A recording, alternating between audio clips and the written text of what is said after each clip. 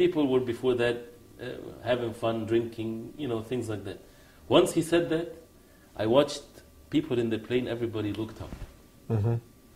They knew in their heart that Allah subhanahu wa ta'ala is the Most High. At this time, it cannot be explained with words. I can just say it and we're relaxed like this. But when a person faces a moment like this, the real iman and faith comes in place. And this is mentioned in the Quran. حَتَّى إِذَا رَكِبُوا فِي الْفُلْكِ دَعَوُوا اللَّهَ مُخْلِصِينَ لَهُ الدِّينَ. When the disbelievers are in the ocean on a ship, and now the storm comes in place, they would turn to Allah sincerely.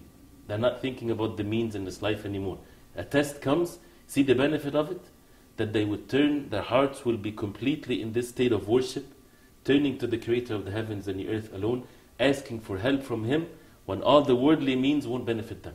And this is such a noble act of worship, that we want to be in that state when we are at times of ease. Now, for example, we're not in a calamity now, but where is this attachment of our hearts to the Creator of the heavens and earth? That we are really feel that we are in need of Him. Like someone drowning and he's holding to a piece of wood in the middle of the ocean. How his dua and supplication, how sincere it is. He's not thinking about the ship and the plane coming. He's sincerely turning to the Creator alone, saying, "Oh God, help me." This sincerity we need to develop at times of ease, not just at times of difficulties. And this is what Allah the Most High wants from us, to be true servants of the Creator of the heavens and the earth, not to turn to no one but Him. Now, we'll see that, trying to look for the wisdoms and things in some of these tests are the tests when you go through these trials. If you pass them with patience, if you're forbearing, does this increase your iman, your faith? Is it supposed to make you a stronger believer?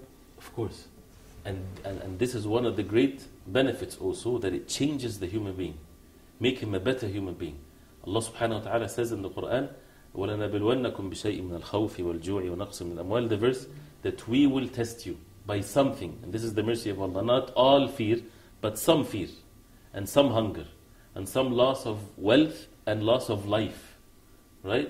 So, and then He says, وَبَشِّرِ الصَّابِرِينَ, give glad tidings to those who are patient. Patient is a key word here. Right. But then the verse after it explains who are those patient ones. Those when a calamity afflict them, this is what the verse says, they would say, إِنَّا لِلَّهِ وَإِنَّا إِلَيْهِ رَاجِعُونَ, which means they say that with their tongue, yes, but their hearts is full of that belief, conviction, that we belong to Allah, we are owned by Allah, and we shall return to Him.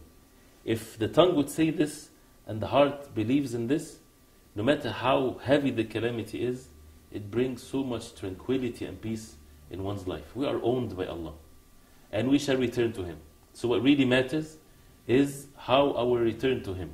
And He's the most wise, He's all watching us. So we need to have the good expectations that nothing happens from Him unless it's for great wisdom. For us, maybe a person has been away from Allah, and he did not come back to Him at times of ease. Calamity hits.